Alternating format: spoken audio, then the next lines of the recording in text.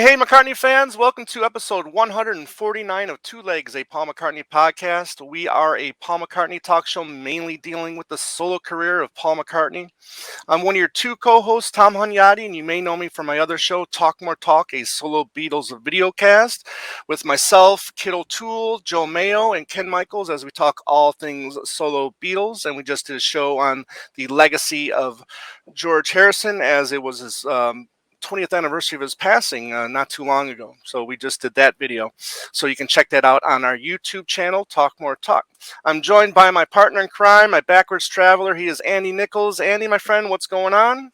I'm happy to be back, Tom. It's been a while since we've actually done a proper show. Yes. And, we got a nice anniversary here tonight. Yes, exactly. We're going to be talking about the 50th anniversary of Wildlife on the actual day here on Tuesday the 7th. We got a special guest with us who I'm going to introduce here in a second. But, a lot of talk on Wildlife.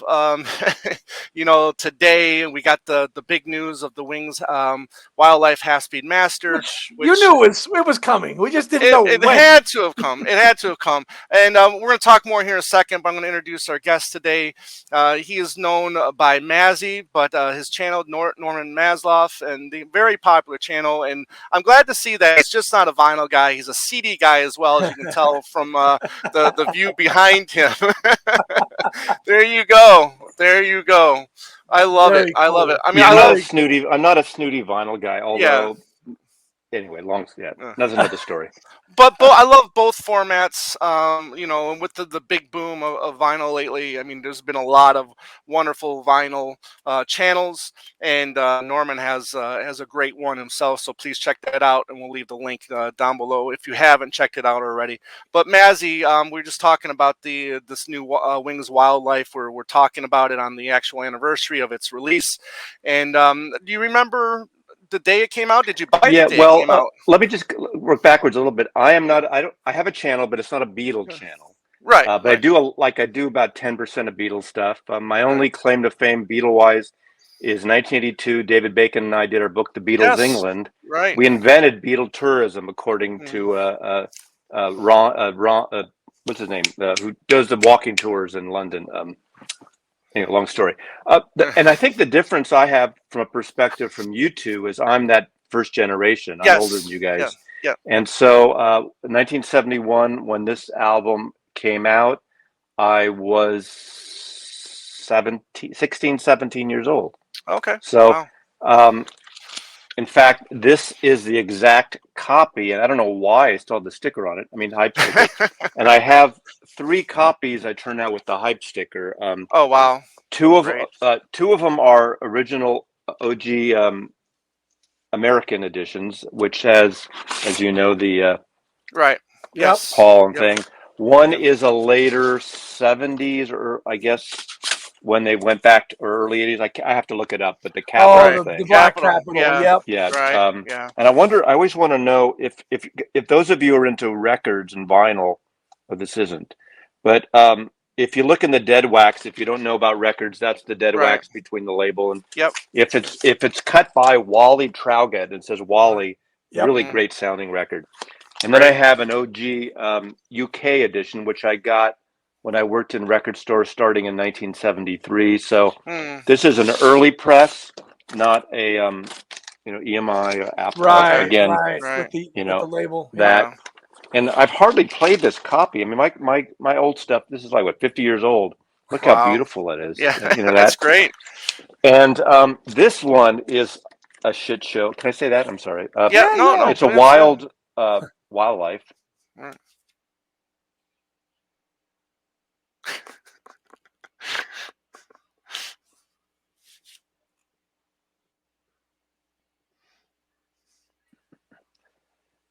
Did I get cut off for swearing? Yeah. No. No, but go ahead. You just froze up real quick. Yeah, I noticed that happen. I saw it rechannel. But this is a Chinese copy. Oh, cool. Of Wildlife. Horrible sounding record. But look at that. Look at that label. The it's red label. Cool to have, right? Yeah, those Chinese pressings are so odd and so poorly designed. Yeah, but I mean, to be honest with you, I don't know if I've ever played this record. but it's kind of a cool label thing. But I was buying all the. I mean, first generation Beatles. I was 9, 10 years old when the Beatles hit Ed Sullivan, and I was buying all the solo records. And to this day, I still buy.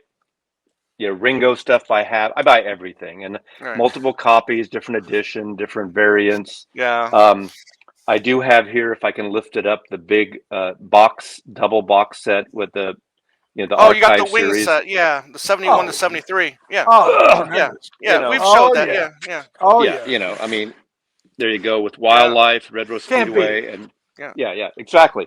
So I continue to get everything. Did you get the archive vinyl as well? Oh, I did get. I forgot to pull that. Yeah, I that's have okay, that. But that's all right. Yeah, it's in. I keep the archive separate, so it's, together rather than But I have that. I get basically every edition. I feel like I'm getting old. I'm 67 now, so I feel I'm slowing down to have to get every edition. Like I haven't ordered this new half-speed master yet. Right. I probably will, or I'll probably wait and get it locally. But I tell you, I mean, you and I have talked about this a couple of times, or on other streams, I guess. Right. I love Wildlife. To me, it's one of the few 70s McCartney albums, for me personally, that doesn't seem dated today. It seems fresh. It's a great recording. It's a little minimal. It's not overproduced. And I know a lot of your viewers and people who love McCartney, they just go wacko over Band on the Run and everything. But I think Band on the Run hasn't held up as a whole as well as Wildlife. I know people will comment, they think I'm crazy. I think Mamunia is a piece of crap, and a few other songs. Although I love Band on the Run, I love Jet, I love 1985. Right. It's a fantastic record. Who am I to say it's not? But I think Wildlife just has an innocent and a minimalism that just is fantastic, and I love it. Of course, since it got reissued 3 years ago, its stock has just risen. No, go ahead. It's like if you're a Dylan fan, everyone hated for like 50 years or whatever Self-Portrait, and then they reissued it. They reissued the big box set. Greil Marcus famously wrote that crappy review. What is this shit? What is this shit? Right. Yep. And it's got a rebirth in a way, or a re-evaluation. And I think some people, everyone likes to jump on bebop. I think bebop's a nice little. It's not any different than Why Don't We Do It in the Road? One of my favorite McCartney albums actually is Electric Arguments, and to me the song Magpie is a lot like that. But I do have I do have a couple copies myself. I do have the archive edition. Yep. I do have the one I don't think you did show though. I have the Columbia. Columbia. I don't have that. Too. Columbia's a nice. The Columbia's a nice one. I know Tom is very new to the Columbia game. The Columbias are nice to go if you can find them. Columbia pressings. I didn't rebuy everything when he switched over. I forgot about that. Yeah. Right. One of my prized possessions is the. I got a copy of Wildlife signed by both Denny's, Lane and Sywell. Very cool. Yeah. This one's a pretty prized possession for me personally. But go ahead, Tom. Yeah, but no, I've been fortunate enough at our wonderful record store here in Phoenix, the Groove. He's been having quite a few copies of the Columbia stuff, so I've been able to find them all there for the most part. Yeah, you got to watch those Columbia repressings though, because they didn't come with all the like on the different posters. No. I think Venus and Mars came pretty much complete like the original did, but not all of them had the same stuff. But Band on the Run did have the poster as well. No. So so was that the copies that you had there, Andy? The Columbia? Yeah. Which one did you have signed? No, which one did you have signed? Oh, just an original pressing. Pressing. Cool. Very nice. An original pressing for sure. Yep. Now, what I really want to do it's a great sounding record. I think it's a great sounding. No, it is. Yeah. And I remember, I'm sure you follow the Hoffman Forum too, pages on the Hoffman Forum too, Mazzy, but I remember when this got announced on the Hoffman Forum, I saw comments people were like, I can't believe I'm going to spend this much money on an album I hate, and stuff like that. Right. It was very comical to see these comments. But again, like we mentioned a lot of times on the show, I mean, it's been getting reevaluated very favorably, like most of these stuff on the archives. Especially I remember McCartney too, when that came out in 2011. I mean, all of a sudden people thought this was a brilliant record. It's just like, where were you ahead in the of its last time? 30 years? Yeah. So Maz, you're a first generation fan. My father, who's a first generation fan, same age as you. I was texting him today, telling him that we were doing this show, and he didn't like this album. He loved Ram, but he bought this album when it came out, and he didn't like it. And he's the same age as you. I know a lot of people. Well, it's funny. The first McCartney album I liked. I loved Ram when it came out, and obviously it got radio play, especially with Uncle Albert. And but even Ram has been rediscovered by a lot of indie artists and that whole thing. And there's a CD I have, or a download. I think it came out about 10, 12 years ago. These East LA artists or LA artists, indie artists, all doing the Ram, Ram LA, or it's called something like that, and it's fabulous. I mean, people didn't. It's funny. We didn't have the online shit, and so you didn't like have this uproar of people hated it. They bought a record or they didn't. And my buddies and I all bought all these records when they came out, and we just liked them. I played this record so much. I just really like it. I remember liking the whole intro of Love Is Strange. I mean, I just really liked that kind of, reggae music wasn't that kind of reggae beat wasn't a big thing then in 1971 for us. I mean, maybe a few years earlier, what is it, 66, 67, when the Israelites, Desmond Decker came out, and we had that. But it wasn't even Bob Marley or Jimmy Cliff time, and that whole dub thing McCartney did. Like, I didn't know when, was it Give Ireland Back to the Irish, when they had the dub version?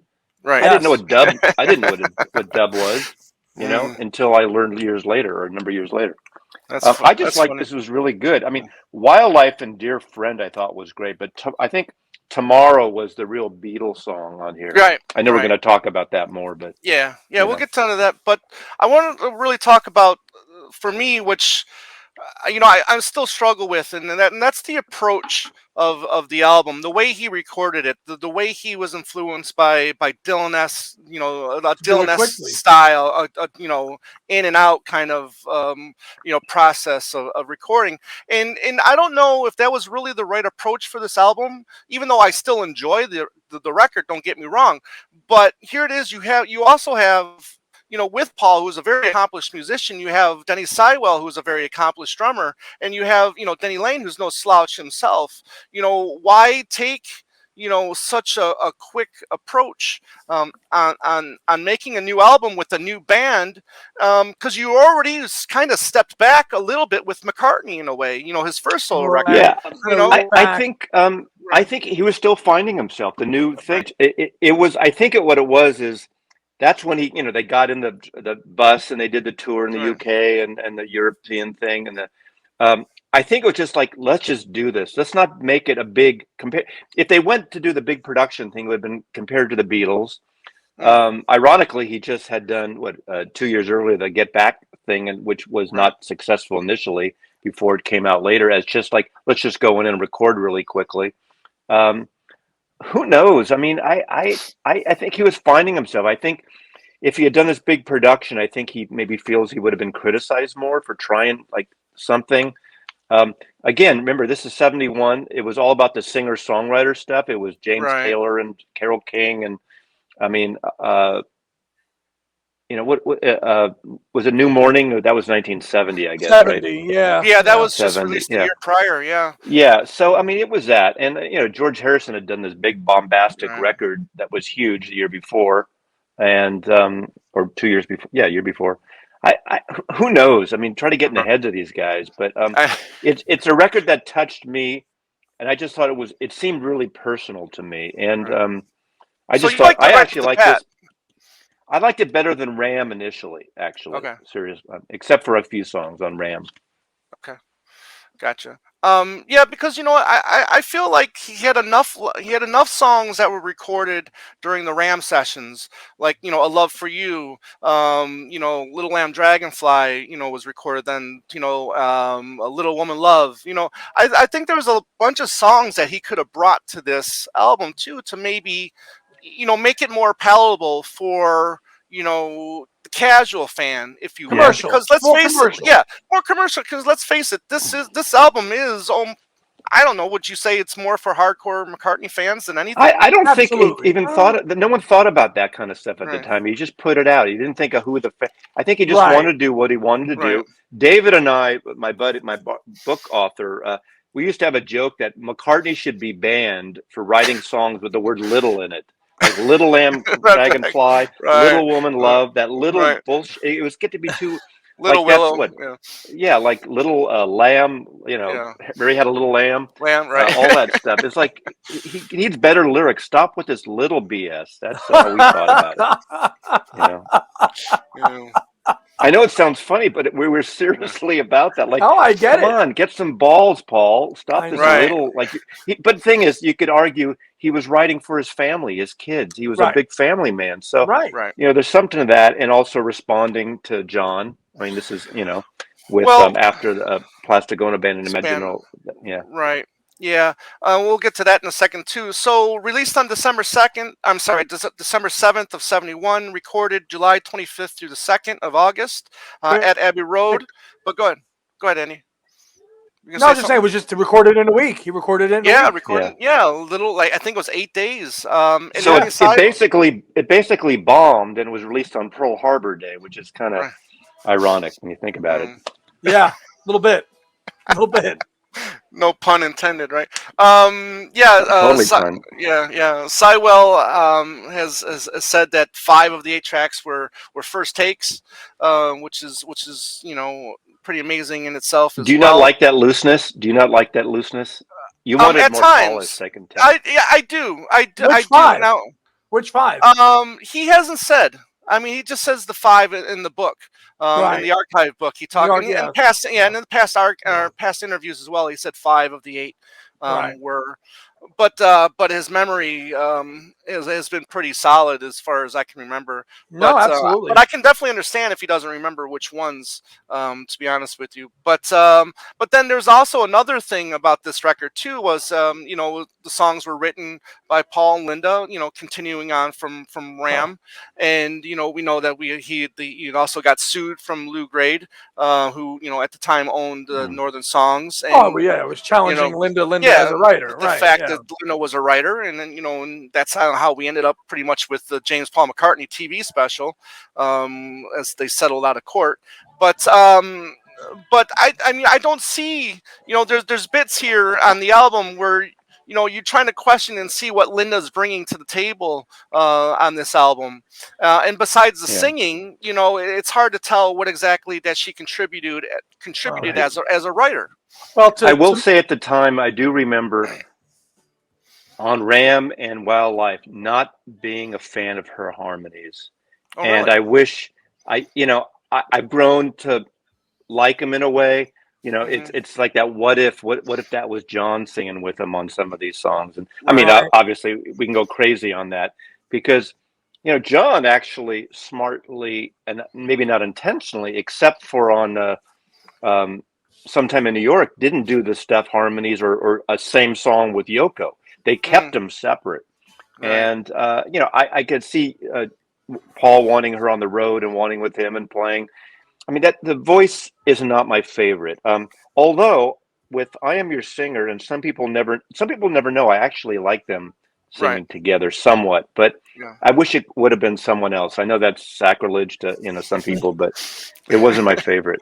But I like the sound of this record so much. I keep saying, well, here you go, Mazzy. To your earlier point, here you go. We need more rockers. More rockers. I had a buddy I grew up with, Larry, as his drummer in band. And he would always say, "More rockers on the album." Sometimes a record is not a rocking album. Right. I mean, like, look at those 2 records a couple years ago that Beck did, Morning Phases, and it's a surreal, moody, kind of cool record. Then he does the upbeat, rockin', dancing, whatever records, if you're into that. not every record has to be like have a rock song and then a folk and then a ballad and this and that. I don't know. I don't subscribe to that, but I get it. That's what people wanted in '71. We were getting into the, prog stuff was happening, and all that kind of stuff was going on. Right. Now, you did a video on wildlife, I think it was back in September of last year, and I was very happy to see that because I just wasn't seeing a lot of people supporting wildlife, and so that really gave me the idea of inviting you on the show to talk about this on the 50th anniversary. But you mentioned it's a lo-fi record. Now, what do you mean by that? Well, I think it's very minimal, like you said, except for, was it Dear Friend, that has that orchestration that builds up, that swirls to the end. Yeah. It's lo-fi like God, I'm trying to think. I listen to a lot of contemporary music too, and there's these lo-fi artists. Whether like if you've heard early Beck records before he broke with the trip hop stuff and rock stuff, he did these kind of lo-fi country records. To me, John Wesley Harding is sort of like a lo-fi record. In fact, it's ironic that album came out when everyone was doing these big psychedelic things in '67. That's as lo-fi as you can get. Him and an acoustic guitar. Sure. It's not a folk record, but it's I mean, you could argue maybe Plastic Ono Band is lo-fi, where it's like all these indie bands doing this lo-fi stuff where it seems more condensed, or not bringing all these session people in and overdubbing stuff, and that's how I look at it. It's like you said, one takes or a few takes, if more than one. And sometimes that's good. Sometimes it's good. Sometimes it's not. Exactly. Where you listen to, I mean, I like Ram a lot, but Ram is a pretty big album. Backseat of My Car and Uncle Albert and Admiral Halsey. Yeah. Those records. I mean, Band on the Run certainly is a big record, even though it's just the trio with some orchestration. It seems like not a lo-fi record. Yeah, when did he do a lo-fi? I mean, obviously the last, McCartney 3 is somewhat lo-fi, I guess. I mean, it's my definition of it. I get these on my channel. I have done these things with lists of genre records, and I make these genres. Not that I made them up. Like I did one recently on art rock, and prog, and you could put all this stuff, and you can make these subgenres of psychedelic folk and psych folk, and you can go crazy, and people like criticize you. What category does it fit in? I don't know. It's a Beatles record, but it seems low fidelity. It doesn't seem like this big commercial blockbuster type record like he's done. Like Tug of War is exactly the opposite of this. It's production record for the most part. Exactly. Production is a good. Let's get into some of the tracks here, because it starts off with, as we know, with the Mumbo and Take It, Tony. The famous Take It, Tony. Tony Clark and Alan Parsons were engineers on this record. We got to see Alan Parsons very briefly in 2 of the episodes of yes, we did. Get Back. Yeah, and I take it you got to see. What did you think of that? What did you think of that, man? Oh God, I loved it. I watched it every day, Thursday, Friday, Saturday. I absolutely loved it. I know we're all a little tangent. I mean, I love, obviously, Billy Preston was a great hero in that movie, but I thought it's fine. I really liked one of my heroes in that movie. I thought that the shining light on him was the greatest. Was Glenn Johns. I liked it. He was like the fashion plate. All those coats, those big glasses. But he seemed so easy considering everything. He seemed really he was smiling, and he was just great in that. I loved it in every minute of it, pretty much. Because when they were, he didn't seem like rattled very much. I mean, maybe the only part where you would see him rattled is when they're at Savile Row now, and they're bitching about the speak, the way it sounds in there. So he's, he's still not. They're still not ready to record. So they're just sitting there, jamming away, and they're just waiting on him. And he's, doing what he's got to do, but he still doesn't seem rattled, even though they're bugging the hell out of him. Yeah. Constantly. And I love bugging that. I love that he was trying to tell John what a strange person Alan Klein was. John. Yes. That was a great moment too, because we kind of ask ourselves, did they get any kind of warning? I mean, we know that Mick Jagger kind of warned them a little bit, but they didn't know a lot of his past either, because he charmed John and Yoko. He did. Yeah. not a lot of people know what he did to Sam Cooke, and I'm not even going to get into that right now. But yeah. I mean, he screwed him royalty. But anyways, so Mumbo. Yeah, it's the leadoff track, which is a pretty, bluesy jazz, rocker. Better with live, better live, probably. Ad lib. Really nothing. Lyrics. When you look at the lyrics, all you see is "Take It, Tony." But his vocal on that is vocals, so right? friggin' great. I thought his vocals are just fantastic in that.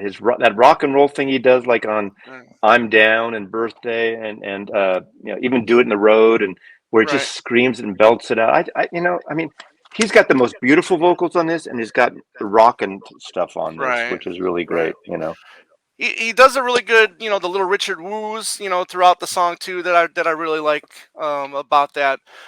But again, it's just I know this is probably this in the next song. I mean, I think these are the big, people consider these the big turds on the album, so they kind of, in a way, they dismiss everything else because of these two songs. Unfortunately, it sets the tone for some people. Yeah. Right. But I think Bip Bop is great. Bip Bop is a great, like, Southern bluesy, like a, I don't know, Muddy Water. I mean, not even Muddy, but I think it's a great little. I mean, I think if it wasn't called Bip Bop, people would take it more seriously if he wrote some lyrics to it, maybe. Right. And I do like this one a lot. I like I can't talk now. I do like this one a lot better live. I think they showed it during the the live Bruce McMouse, but it's also on the Live Over Europe CD. They're incredible. They're incredible versions live. I'd listen to those instead of the album version any day now. So I assume you two hate these two songs. Not hate. It's okay. Yeah, I mean, I don't like them. Okay. I like the live versions better. Right. Yeah. Again, you're right. I mean, it does kind of set the mood of the record, but it's the fact that if I'm listening to it on vinyl, I'm not gonna, obviously I'm not going to skip it over to "Love Is Strange." I would. I would. And I'm not going to skip them when I got the CD. You kids, and your new musical tastes. You probably want to put on. You probably wish you played like Eddie Van Halen there. Jesus. No. But I mean, you're probably fans of Bon Jovi or Phil Collins or Phil. Yes, big Phil fan here. I love Genesis. The only time I saw Genesis was the Lamb Lies Down on Broadway tour. But once he got off the drum stool and Peter left, I'm off. You're out. So you're a but Peter. I know you're a New Jersey guy, and I feel really bad because I hate Phil Collins, and I really hate. I used to kind of like, and I hate Billy Joel. I'm sorry. It's all right. So, well, since we're talking about, Andy, I was going to wait until the end, but why don't you talk about seeing Genesis live over the weekend? Well, that's not. I just don't remember. It's Berkeley Community Theater. Only time I saw Genesis was Lamb Lies Down. My favorite Genesis albums, I know we're getting a tangent, are Lamb Lies Down and I'm a Lawnmower. Selling England by the Pound. Those two, I absolutely love those two records. That's so you like no, Genesis was tremendous. I mean, I had never seen them before, so they're at the end of the road. I kind of kid on it. It's my badge of honor to dump on Phil Collins. Someone sent me a T-shirt, Phil effing Collins, and I wore it on a couple of my videos. It was a birthday gift in August, and I thought it was great. No, they were awesome live. I got to say, for the I'm sure they were. Yeah, they were fantastic. They were absolutely fantastic. I was thoroughly. Did Phil have a walker? Did he come out on a walker? Well, he came out in a cane. Right. He came out. I shouldn't dump on him. Yeah. He sat for all of it. His son is 19 and just plays as good as Chester or he ever did. Is his son playing drums? Yes. Oh, I didn't know that. Okay. Yeah, I don't really follow them anymore. So yeah, his son's playing drums, and for what they are, it was excellent. But again, and they played some Gabriel era stuff. They played I Know What I Like. They played The Lamb, a nice acoustic version of The Lamb Lies Down on Broadway. So it wasn't just like a 3-hour just Phil Collins 80s hits Genesis show. There was enough. I think the problem for me is I'm like a snooty old guy where I was fortunate enough to see these bands the first time around the heyday when it was, $10, $15, $20 tops for a ticket. Right. The Stones at Winterland. with Stevie Wonder opening in '72. It's $5.50. So I was able to, growing up in San Francisco, all the bands came through, and I was able to see everyone I wanted to. I mean, the only misses the Beatles. I missed the Beatles at Candlestick Park. A friend had a ticket. My mother said, "No, you can't go." He knocked on my door 2 hours before the show. I had a drum lesson that night, and my mom said, "If you cancel within 24 hours, we have to pay. You can go next year." Well, and I didn't see the Doors or Jimi Hendrix. Those are the three of the quote boomer acts that I never saw, and pretty much everyone else I saw, and it was a cheap time as they were kind of playing. So amazing. How did Phil sound, Andy? He sounded great. The songs are dropped probably several keys, but he sounded okay, and the band was tight. Yeah. I'm sure it's a great band. Yeah, I'm sure it was great. The band is tight. Mike Rutherford and Tony Banks still kill it. I mean, they could keep playing for another 5-10 years easy. Weren't they going to do a tour with Peter Gabriel? Did that get canceled, or did I miss that?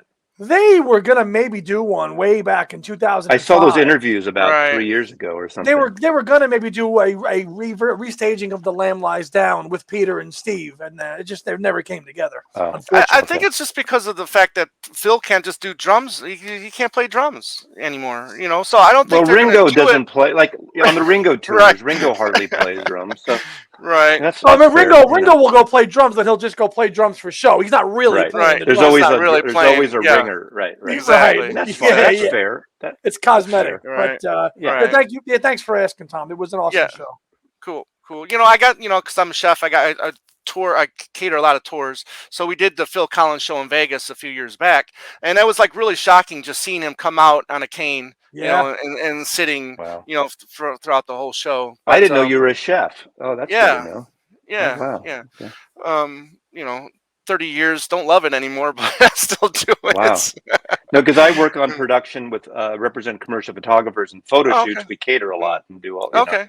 Cool. Yeah, very cool. Yeah. Okay, we're getting back to wildlife. Bip-Bop, as we were talking about, the next track. I was talking about how much I love it more live. I kind of like the and with the Linda's little bit there, on there as well. But music, yeah. Musically, it's not bad either, and it's just funny because of doing some research on it. He would talk crap about this song. He talked crap about the song with Trevor Horn during the Flowers era. Flowers in the Dirt. And then Trevor Horn was like, "No, my son loves that song. He plays that song all the time." So it's just funny how he's easily turned. It's not any different. I mean, it doesn't sound like it. But remember, he had that idea, and he ran and he pulls Ringo and goes and does "Why Don't We Do It in the Road?" Right. I mean, that's just a standard little blues thing. That's a nothing song, but it's fantastic on that record. I think it's a fun, ditty, stupid lyrics, but it works in that 2-minute moment or whatever it is. And that's how I see Bip-Bop. I think it's a fantastic. Maybe they should have, tucked it later in the album. I don't know. You could argue that. Yeah.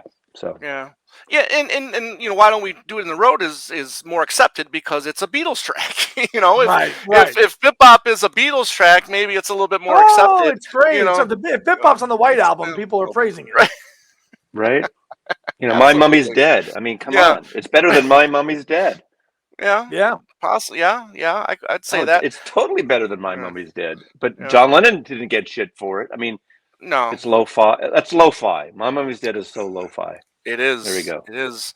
Moving on to the third track, Love is Strange, which this was the Mickey and Sylvia track. And the Everly Brothers do a great version of it too. Yes, yeah. I mean, a couple people end up doing a version of this track. This was the proposed first single that never happened. It got pulled. Due to poor sales of Wildlife. And again, Paul and Linda in their reggae. They're in their reggae mode here with this song. Yes. Of course. Yeah, so it's one. It's we've talked about this before, Andy, but I'm not the biggest reggae fan as I've said before. I mean, if it's lyrically good, I think I love Sea Moon more than I like this, just because the lyrics of Sea Moon I think are a little bit more interesting than this track. But it's fine. Again, it's just I like the build up. I like the long intro, and then it kind of gets a little uninteresting to me. But Mazzy, I think you said you liked this one. I love this, and I love that long 2-minute intro, however long that instrumental dub thing. And I love how he sings it, and then he goes high when his vocal goes, "You really whatever he does." I mean, I think it's a fun song for him to do. I mean, at the time when it came out, I had heard the Everly Brothers version and Ian Sylvia, which I never really knew about it, gravitated. I think at the time, once I worked in record stores, I picked up that Mickey and Sylvia album just because of that song. I was being a Beatle fanatic. In those days, when you're getting records, especially if you worked in record stores, you would buy anything related to the Beatles, even though Mickey Sylvia did it way before. I remember buying that record. I just love his vocals on that. And again, I hadn't heard a lot of reggae type things. I mean, Stones didn't do like Bam Bam Oh Cherry Baby to 3 or 4 years later with Black and Blue. I just loved it. I don't know. I like it. Was it a single? I don't remember. Well, it wasn't. They did I think they did a single edit of it. It even had an issue number, if that's what you would call it. I don't think. Yeah, but it got in the Bay Area. It got on the FM stations. It got play. Oh, so you did hear it. Okay, so I was going to ask you. I mean, how do you think it would have done for a single yourself? I think they would have clipped the beginning, for the radio, done a radio edit or something, and got into the song more. There's not really much on here that's single bass. That's kind of, in a way, it's refreshing. But one song. Tomorrow probably, but probably. I think tomorrow we'll get into that. But I think that was too late by '71 for that to be a single, personally. But okay. We'll see. Then we get a track that kind of had its origins from '66. You got McCartney, Jane, and Mel. They go on safari, and they see a sign. Animals have the right of way. And then we have a song. 6 years later, or so. But Wildlife. What do you think, Mazzy? Is this one of those tracks? I love it. I like it that it's, again, lo-fi, minimal, slow. I'm a big fan of moody music. I like when artists get really low and moody and I hate to say ethereal, and that's not a thing. People want to hear a hit and they want a catchy song. But I tell you, in a lot of the other artists I listen to and I like that moodiness, and that's the farthest. I mean, maybe Paul's gotten to do something like that, and it goes on. It seems to go on forever. Like it does. 6 minutes. Yeah, it is. And, it's a little on the long side. But see, I like that about it. To me, you got to be patient with it. But again, having said that, I totally understand why people didn't get it or didn't like it, and it's not for everybody. But I've been trying to sell this record to people literally for 50 years now, and this is why it's kind of fun being on this broadcast. Right. It's a track that I've always enjoyed. I don't mind that it's 6 minutes long. Maybe people might enjoy it a little bit more if it was, say, 4.5 maybe. But I dig it. I think Paul's vocals are great, and I love the live version of this. Again, the live version from, I believe, I want to say Manchester, whatever that video footage that they pulled from that McCartney special in '86. The live version of this is absolutely incredible. But his bass playing on this is great. His bass playing is great on this.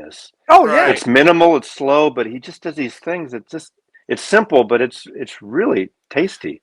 Right. You got the great backing vocals from Denny and Linda on the Wildlife, whatever happened to. I think that's really cool. I love the video that's shown in the background. In the background. Yeah, we got all the animals, and then you got the people as well walking. We got the aminals. Yes. In the zoo. In the zoo. I've always dug this one. Yeah, I've always dug Wildlife for sure. But at over 6 minutes, maybe it could be. I'd say it's an interesting sequencing because you've got the end of side one with this massive 6 minute track, and you flip the album over, and you've got another massive 6 minute track. 6 minutes. 8 songs, man. That's it. Right, but yeah, like you said, and you flip this over, and for me, this is my favorite track of the album. Some people never know. Yeah, absolutely, for sure. Wow. It's funny because when this came out, when the album first came out, that song and I Am Your Singer were my two least favorite at the time. Wow. Yeah. See, those are two of my favorites on the whole album. Yeah, that's great. It's I'm a side B guy for this album. Side B for me, is the win for me. That's the win, right? Well, the link is great. We got. We got the links too. Hey, I didn't even know the links were a real thing until I got my first CD version of this, the '87 pressing, and I'm like, totally links. I'm like, I looked at the CD and I'm like, what's a link? I got this when I got the CD the first time. I was like, I looked at the track listing and I'm like, Bip Bop Line and Mumbo Link. I was like, I remember hearing about the link, but I don't remember when I first knew about that because it's not credited as link. Right. No, but I knew about that way before the CD, and I can't remember how I. Yeah, it's not written on the album. No, it's on not. The 93, you have the 93 one there too, right? No, right, this is 87, but I have 93. Yeah. But is it on there too? It's on there though. But I heard about it back, right? Yes, I heard about it before, but I don't know why or how. Yeah. I don't know. I can't, Yeah. I had a senior moment here. But it's just funny. I love that stuff. I used to make tape recording like montages and sound effect, and I always use that acoustic. I know we're not there yet, but I'd use the acoustic link in almost every tape I made. I just like that little 1 minute acoustic bit. Thought it was great.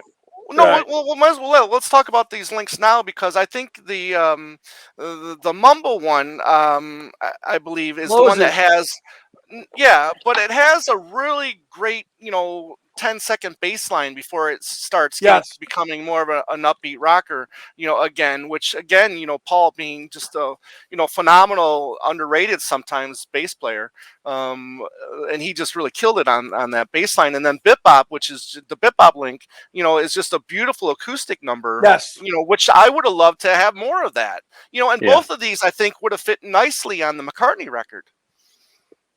Absolutely. Yeah. Mm-hmm. So, but no, both are good. I enjoy both of them. I mean, he's done some more links, on future records like London Town, and but he won't. But he won't eat links. No, he will not. No, he will not. At least not unless they're like plant based. Plant based, right? Yeah, plant based. Exactly. Right. But side B again. Some people never know. For me, it's my favorite track. I love the acoustic playing. I love Paul's singing. I even enjoy Linda's singing on this and the following track. But I love the acoustic. But go ahead. I'll tell you what though was nice was on the archive edition we got the version with the trumpets in it or the sax. Yes, right. Yes, yeah, and it was great. And then and that's Denny Seiwell doing the trumpet on there. Is it really? I didn't see. I did not know that. Yeah. So that's that rough mix of the album was worth every penny of the archive set for me. The rough mix was tremendous. Right. No, love it. What are your thoughts? So, I mean, has it grown on you more since over the years, Mazzy? That you didn't like it to begin with. Has it grown on? Yeah, the whole album has grown on me. I don't mind it now. I like the idea. Some people never know that's a long song too, right? Yeah, that's 6 minutes as well. That goes on, and I kind of, it is. I like that this. When I said lo-fi is one way, but I like that this album breathes. Paul didn't try to cut and make it as singles and hit the hit factory type of thing. He let all the songs go on as long as he wanted them to go on, and maybe to the detriment of some of the fans who just didn't get it. It's kind of like, I mean, it's not the same. I hate to compare, like, I Want You, She's So Heavy goes on for how long at the end, right? Right. And then it just kind of, they just cut it. John says, cut the tape.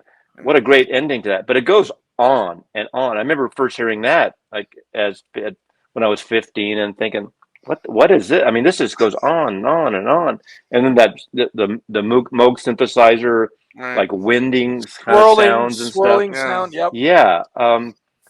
I know this is not the same, and I'm not trying to, but I like that he just lets it go as long as he wanted it to go. And I didn't think of that at the time, obviously. I mean, you don't think of these things. 50 years later, having heard this album literally thousands of times, I play this more than I pull out, as I said, Band on the Run or Venus and Mars. My top 3 McCartney records, as I said I did a top video of their solo stuff, are Ram, Wildlife, and Electric Arguments.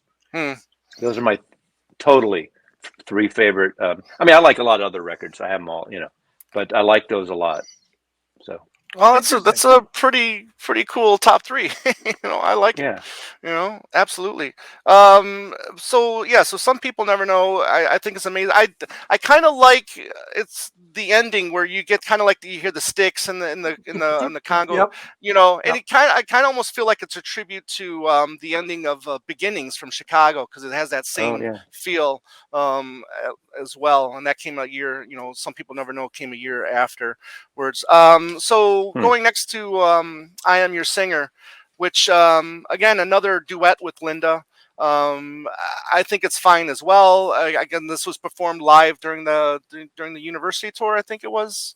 Yeah, it was. And also, some people never know, it was also briefly played on the first couple of gigs of that tour as well. Right. And supposedly you know more about this stuff that I do, specifically like that, because I didn't remember any of that stuff. Yeah, and it was not good recording, but I think it's in the university. No, it's a terrible recording. But to hear, some people never know live. It's hard, but it's pretty interesting to listen to it now. I Am Your Singer, really historic, because it's the first time really where Paul and Linda are duetting, really taking turns on a McCartney record. Think about it. Paul got a verse, she's got a verse. She's giving harmonies and backups, but now she's actually getting top billing in a duet on a McCartney record. So. Pretty interesting for that, for sure, with that song. Yeah, again, and this, it's not as long as like some people never know. It's more palatable, I think, in length. Yeah, I thought, again, as I said, I didn't love that initially. I like it more now. I like the vibrato guitar at the beginning. But now I like it a lot more. Those are my two least favorite songs on the album to begin with. I've changed. Well, thank you for changing. That's great. Yes. Tomorrow, which could arguably be the most commercial track on the album, and I think it's the most Wings-like of what Wings would end up being, with like the backing vocals, the harmonies, a lot with the oohs and the ahs, going on throughout the track. I thought this would. To me, this was the no-brainer single. No-brainer, absolutely. This is the single. And it reminded me. I thought it was something like it would have fit perfectly at the time. I remember thinking of this on the White Album, and I always thought about, is this his sequel to Yesterday? Yesterday because it's tomorrow. But just because of the title. It doesn't sound anything like that. But it was definitely the most Beatle-ish song on the album. Right. For sure. Absolutely. This would have been right. It would have fit right in on the White Album. And lyrically, it's probably the best it's probably the most realized lyrically song on the album as well, with verses and choruses and whatnot. And it's just the more structure. Thank you. It's very structured, and it's just it feels more polished than the rest of the songs. In a way, it feels more produced than the rest of the songs. And it gets that great, real big, grand finish in McCartney style at the end. Again, with those great rough vocals. "Baby Don't Let Me Down." Very rough and powerful that that we like from Macca. So absolutely. Is he frozen? And then there was one more track, the big one. The big finish. The one that we can play our armchair psychiatry with. So go ahead. Do you like Dear Friend? Do you guys like Dear Friend? Yes, I love Dear Friend. Yes. I love it. I love it. Yeah, absolutely. Love it. But the confusion with Dear Friend a lot of times is people think that because it came after Imagine, people think that this was the response to How Do You Sleep, when in reality it was more of the response to John's slagging of Paul in like the stuff like the Rolling Stone magazine and a lot of the other news articles from say 70 and early 71. So this song actually started early 71, and I think it was also being worked on during the Ram sessions as well. I love his piano playing. I love the piano on it. I love the I don't know who did the I forgot. I'd read Richard Houston, which is who did the Long and Winding Road as well, because he did the Long and Winding Road. Yeah, exactly. And Thrillington. That's right. Well, absolutely. At the same time, I like Thrillington. You know, so Hewison, who may have been the bad guy for a few minutes for doing Long and Winding Road. I'm surprised. After doing the Long and Winding Road, I'm surprised Paul even invited him in for even into the building. Right. I'm always surprised that whole thing of all the years Paul saying he hated Phil Spector with all his extra vocals and harmony. But come on, he would do the same kind of thing. I think he just didn't like that he didn't have control over it. Right. Bingo, Maz. Yeah. And I like I don't mind the Phil Spector stuff. I think he salvaged something. It's better. Yeah. I like it better. It's better with the strings and the choirs. It's better than the Glenn Johns mix, which was, no offense to Glenn Johns, but I think it works better as a whole album. Yeah. Okay. But the thing is though, with the Long Except Don't Let Me Down should have been on it. Don't Let Me Down. Yes. Oh, I agreed. Yeah. Would have made a 10 times better record. But I feel like, with the Long and Winding Road, what Richard did to it, Paul had to approve that album before it went out, just like, John, George, and Ringo had to approve it. So you would think that he would have heard it, right. But I think he couldn't have been bothered. I think because he was doing a solo album coming out. He just couldn't care. He couldn't care anymore. Yeah. So I don't think he really thought it out. I don't think he thought it out. Right. And wasn't he dead then anyway? I can't remember. He was dead. Yeah, up in Scotland, dead in Scotland. Yes, and he punched out the photographer. Bam. Right. The Life magazine guy. Yeah, there you go. Yeah, there you go. I am glad that he included the song in the lyrics book. I don't know if you got the lyrics book. I did. I actually ended up getting the UK one because I like the cover better. Yeah. Better cover, way better cover for sure. Yeah. Right. I mean, Dear Friend, lyrically, it's very sparse. It's what, 8 lines. It's not. It goes on. It's got 8 lines in it. That's all it is really. So I mean, but man, it just goes on. Right, there is, but I mean, it's kind of almost like a lightweight response, if you will. It's not really, mean-spirited, if you will. The only thing that question is like the whole "Are you afraid or is it true?" What is but he does talk about that a little bit in the lyrics book. Are you afraid, as in losing a friendship? As he talks about in the book. So that's the only really interesting bit. I mean, the orchestration is nice. Yeah, don't get me wrong. I do love the song, but this song could have easily been 4 minutes as well. Oh, it could have been trimmed. And then didn't we got a download exclusive of the strings up version of this song? Right. Mm-hmm. Yes. The orchestration was up with Richard Hewson as a bonus with the archive here in 2018. Right. So if you like your orchestra up on this version, you can get that version from 2018 from this set.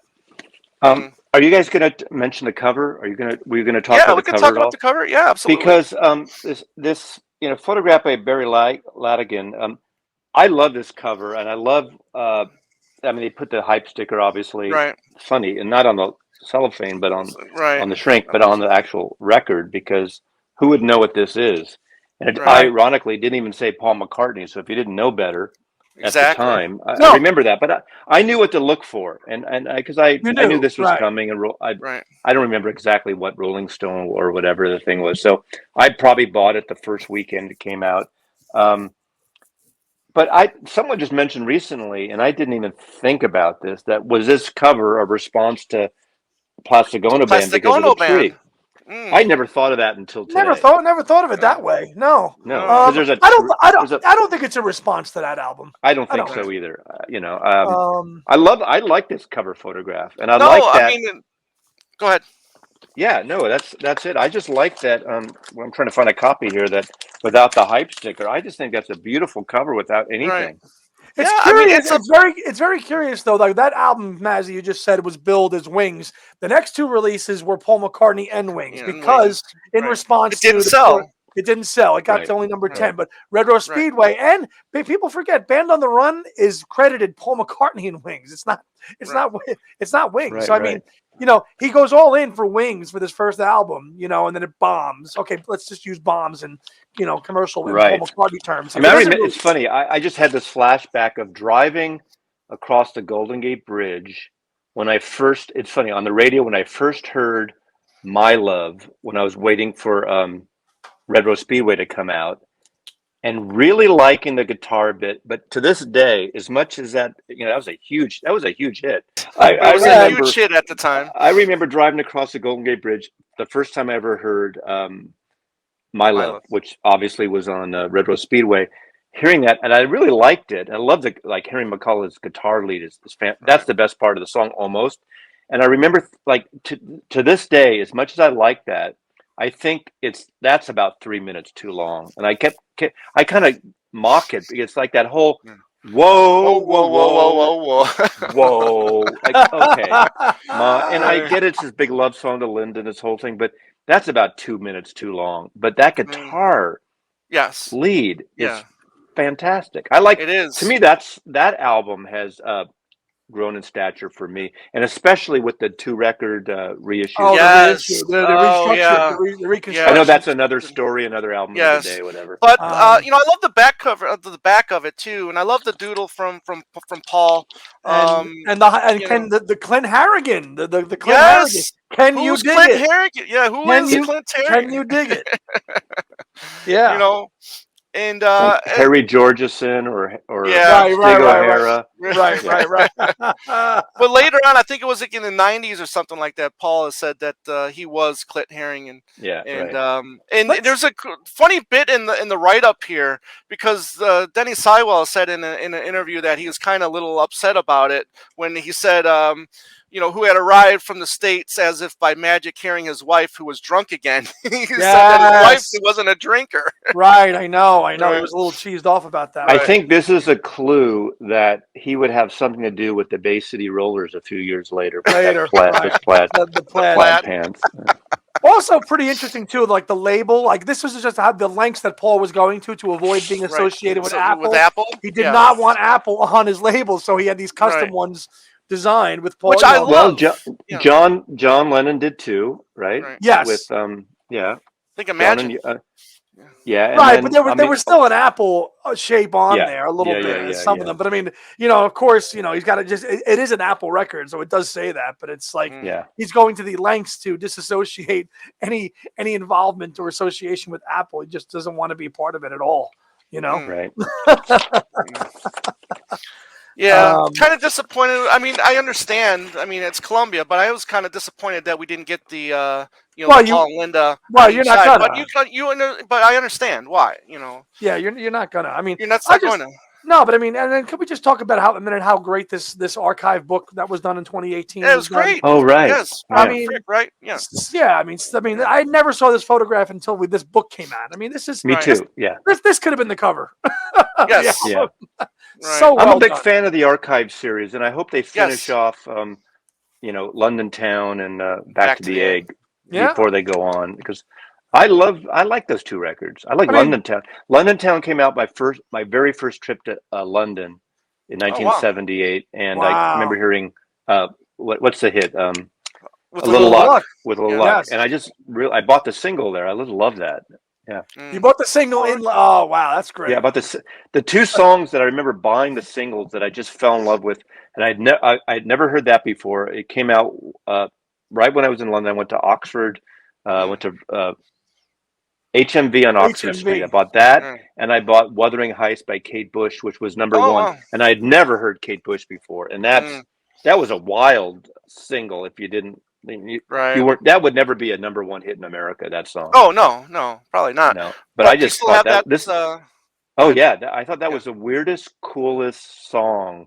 The way it went on, but we're talking about a whole other thing there. So. Right. Do you still have that single? Oh yeah, well, I have all my records. I don't. Well, I went through a period in my singles. I have in the mid '90s. I had about 6,000 albums because I was in the record business, and I buy a lot of records. In '95, I sold about 2,500 of my records. Oh wow! Okay. Because this better format CDs. I think since then I've bought them all back, and I like CDs, but I'm a primary vinyl guy when I listen. But I'm in my office right now, and when I'm here working, I play CDs because you don't want to flip records all the time. Right. Yeah. No, very understandable. I did go through a phase too where when I was, because I'm younger than you, but I started collecting the vinyls in about 86, 87, and by that time we were just getting the UK stuff. As a matter of fact, the only US record I saw at that time was the Hey Jude record. Right. You know, so I ended up buying that one. But so you guys are, I assume you guys are in your 40s, right? I am. Yeah, I'm 48. I just turned 40. Yeah. There you go. Yeah. There you I'm as old as a Stratocaster guitar. That's when it was invented, and the first Elvis song, and the year they coined the term rock and roll, Alan Freed. That's how I tell people, and they could figure it out after that. Right. There you go. Your father's age. Yeah, exactly. Yeah, exactly. One of the cool stories with wildlife, which put it in perspective for me, is if you listen to the Mccartney interview, he talks about it when he's asked about it. And he says how he was driving in California one day and he rolled up to a guy at a stoplight. And the guy held up a cassette and he said, "Hey man, I'm going up in the mountains and I'm taking this thing with me. It's the best record you've ever made." And it was Wildlife. So it just goes to show you that there's a record for everybody out there. Yeah. I would say that to him. I mean, every once in a while you hear an interview and he says someone brings up, like, remember temporary secretary or something, and they sticks it in his show, you know? Right. Yeah. So there's a record for everybody out there, and the fact that he knows that, and he even knew that in 1980. So you know he knows that there's a market out there for it. Listen, everybody's gonna like Electric Arguments. It's one of your favorite of all time. So there's a record out there for everybody. Yeah, I love that record. I just I would like an archive series of the Firemen, the whole Firemen. Oh, thing. Absolutely. Yeah. I would love to put it in one package. I mean, I guess you guys are freaks. Do you usually feature like albums or just periods of time of McCartney, or? Well, we everything. Everything. We do DVDs, concerts, everything. Everything. There's no stone left unturned on this show. Everything. When it comes to McCartney, yeah. So yeah, absolutely. But yeah, I love that story, Andy, that you told about, pulling up to the guy and he's showing whether it was the cassette or an 8-track. It was a cassette. Yeah. He goes, "I was at this light." The guy says, "It's the best album you've ever made, and I'm taking this with me. I'm going to the mountains." That's really cool. That's cool. And that's the best. I mean, that's what it's about. It's whether it was critically panned but Rolling Stone shitting on it or whatever. I mean, listen, number 10 is good for just about anybody else, but for Paul McCartney, it was not. It was awful. Right. Yeah. Right. True. Cool. Excellent. Well, a great record. Ahead. No, just it's still Mazzy.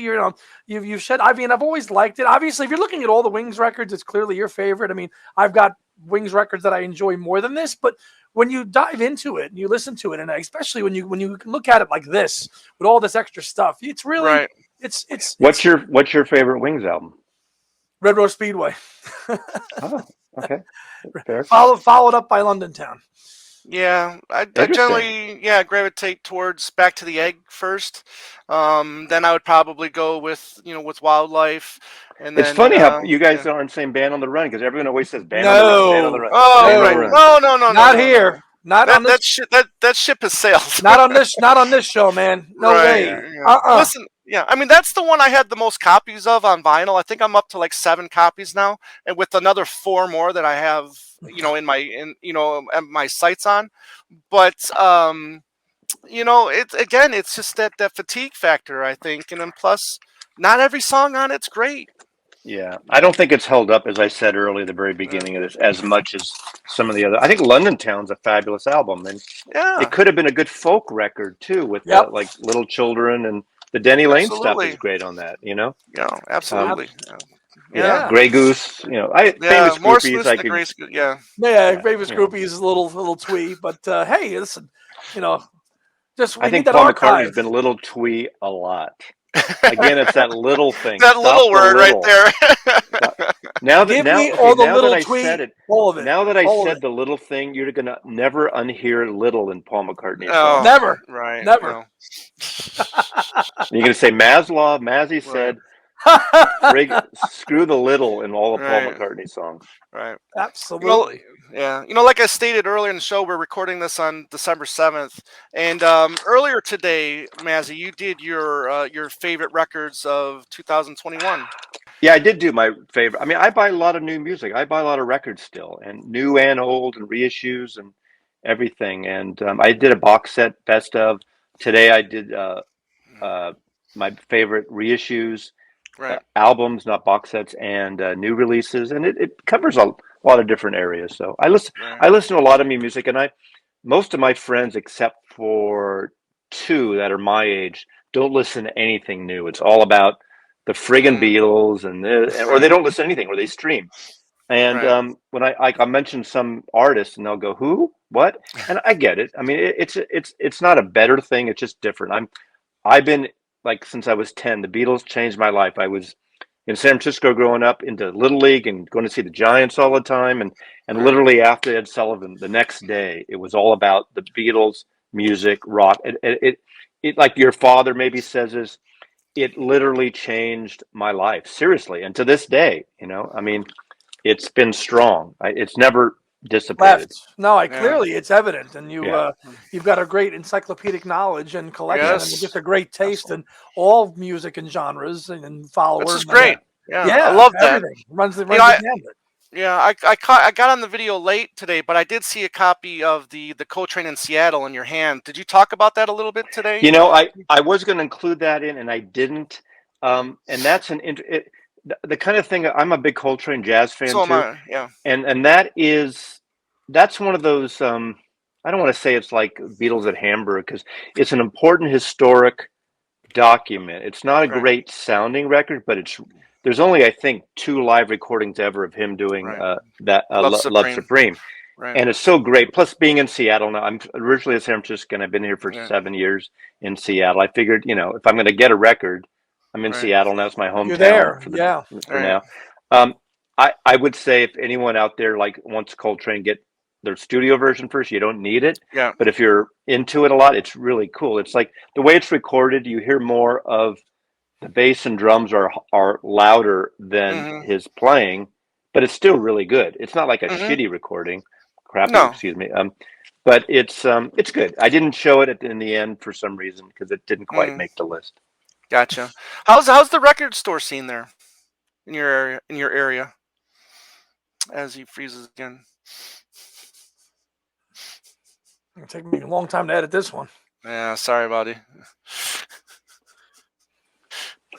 It's almost like I didn't pay my Wi-Fi bill today. Right. Xfinity. Well, we'll wrap it up with this question. But how's your record store scene there? Great. I mean, see, part of the reason when I won't get in the whole detail, but we sold our house in San Francisco at a time when things were crazy. After 23 years, kind of cashed out. I love San Francisco. Never thought I'd leave. Came to Seattle right before it got crazy, so I was able to buy a house here and have no mortgage anymore as I get older. And because it's a great music town, a lot of great live venues. We have like a dozen or more record stores here, different levels. Yeah. It's a great record town, and it's on the West Coast. I'm a West Coast kid, so I'm between here and Portland and San Francisco and LA. It's great for records, and I go down the Bay Area like several times a year. The West Coast has got the East Coast beat with the record scene because we are just dying here. We don't have a lot of record stores anymore. Yeah, I mean, I go to San Francisco, go to Amoeba. Amoeba, as much as I love it, it's not a great used store, but it's a great for everything else. Right. And I was just there a month ago for my friend's memorial, and I went there. But up here, there's a lot of great stores, and I can get new releases. There's a great used market here. Right. Every other person I meet here is or was in a friggin' rock band, and they all know Pearl Jam. They all know Pearl Jam, or Mother Love Bone, or they went to school in Auburn with Kurt Cobain or whatever the thing is. So that's a whole different thing. And the Seahawks. And I'm not a big football fan, but it's all about the Seahawks, the Space Needle, and Pearl Jam. That's the whole thing up here. That's the vibe. Yeah. Right. Yeah. How do people find your YouTube channel? What's it called again? It's under my name, Norman Maslov. Okay. Because I started as a business thing related to I'm a photo agent, and then it just kind of grew the last 4 years. And so subscribe, link below. I get a little snarky sometimes. I have a thing called Whack-A-Mole, which is a recurring series of videos where I literally grab 5 random records and I talk about my collection. And sometimes I have friends over and we drink and we show records and we have a party. It's a light thing, but I get into serious stuff, and features and genres and artist features and stuff. And again, 10% of my videos are about the Beatles. And if you look in the playlist, there's a whole Beatles section. So since you're into the Beatles, I've done a lot of Beatles features, and I've been fortunate enough to be one of those people like Mayo and a handful of us here who got Sean and Yoko to send us some of the issues, and they found me like everyone else, I guess, just accidentally. Right. I've done a couple of Yoko features. I'm a big Yoko fan, and I know it's easy for people to dump on her, but I like the artist Fluxus movement, left to center, and it's not for everybody. I get that, but I appreciate her. So do I. Yeah, I have that. Yeah, I have that. Yeah. I have I appreciate the more I discover stuff from Yoko, the more I appreciate her talent. I get it's not for everybody. I totally get that, and I'm tired of defending her. People saying it's shit. Right. It's whatever. It's unusual stuff. But then you see all these bands like that were influenced by like Sonic Youth and Throbbing Gristle, these like noisy post-punk bands, and B-52s. They were totally influenced by her. Now you don't have to like Yoko. Maybe you like the things she influenced, but she was doing the art scene way before she met John Lennon. And conceptual art's not for the masses. So it's unfortunate that she was thrown in this arena in the Beatles, which has one of the biggest audiences ever. I mean, she's not that, and she had to deal with a lot of Linda got a lot of flack too, just because she sure did. Yeah, absolutely. Different kind of thing, but right. So, well, and she took it on the chin, and she got back up and kept learning and got better. So so I'm proud of her for that. But thank you for joining us, Mazzy, to talk about the 50th anniversary of Wildlife. Had a great time talking with you and your knowledge of the album, and just it's just the whole spectrum of Beatles as well. I do love your videos. I think just all the random stuff too. It doesn't have to be Beatles related. I mean, your videos are excellent. I learn a lot from watching your videos. Thank you. I appreciate the invite. It's fun talking about this stuff. I only really do them with my partner David. David Bacon, and I occasionally, like every couple of months, we'll do a Beatle thing. But I don't do it a lot. Because you guys do it, and Mayo does it, and there's a handful of Beatles channels, and that's just one. As much as I love the Beatles, and I'm obsessed, if you saw my house, believe me. But I like so much other stuff, and I just didn't want to go there with my channel. So no, it's understandable. I mean, with that collection that you have, I mean, you should be proud of it. Absolutely. Yeah. And it's always cool to hear a perspective of somebody who was there when the album was fresh and new when you heard it. Exactly. And that's that's awesome to hear your take on Wildlife. Appreciate it. Yes. Yeah. So, Andy, anything else you want to say before we sign off? Not much. Thanks everybody who supports our channel. Please continue to do so. Thank you. Nope. We're Mazzy loves you. We're inching up to that 1,000 subscriber goal. So thank you everybody for subscribing, and really appreciate you guys taking the time to watch us. You can find us on Facebook, Instagram, and Twitter at Two Legs Podcast. Email us at twolegspodcast@gmail.com, and we're also got the email, the website, twolegspodcast.com. And Andy's done a great job getting us on all of the audio formats, the Podbean, the iHeartRadio, iTunes, Spotify, Amazon, you name it, we are there. Thanks to Andy, so good job there, my friend. And as always, we're going to be got so many things coming up next week. We've got part 3 of our series called Best Friend with our friend Anthony Rituno from the Glass Onion podcast, so be on the lookout for that. And then we're going to end the year with our year in review. We're going to talk about all of the stuff that came out in just, the year in the life of McCartney, this 2021 that I can't believe is getting so close to ending. It's just went by so quickly, as they all do. But again, for Andy and for Mazzy, I'm Tom, and as always, everybody out there, have a great day and a beautiful night. Take care, everyone. Thank you very much. Take care. Bye-bye.